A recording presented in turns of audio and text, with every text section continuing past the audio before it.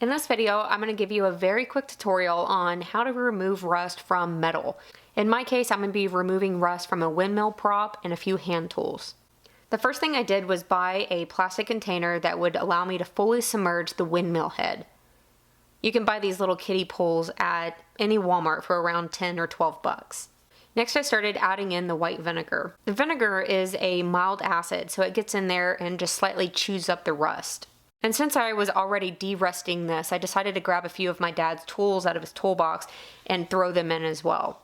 I first used a rag to wipe off all the dirt and dust before throwing them into the tub with the windmill. Then I continued to add in the vinegar until it was completely submerged. Total, I used 6 gallons.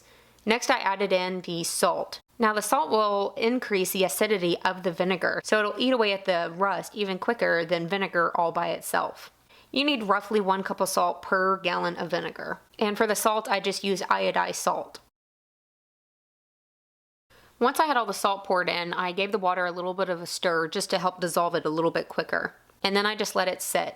Now this is a shot of it sitting for around 6 hours, and you can see there's already bubbles on the surface as well as on the windmill.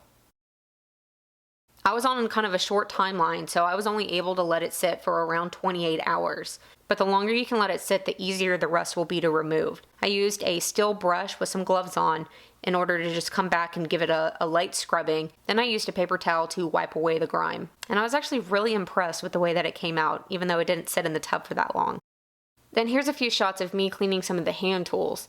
And what I would do is I would pull it out. You can see how filthy that water is, but I would pull it out of the vinegar salt bath, give it a light scrubbing, and then dip it back in to remove all the grime. And it might be hard to see, but here's a short comparison of one side of the wrench clean and the other side still dirty.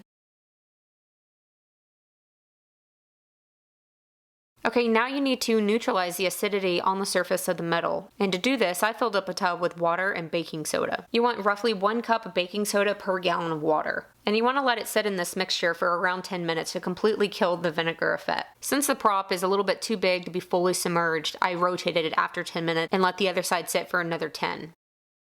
After it was done, I let it dry, then came back and gave it a coat of OSPHO, which is just a chemical that'll give it a rust-inhibiting coating.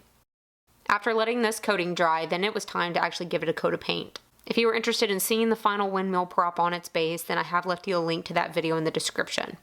And that's it for this tutorial, so I hope it was helpful.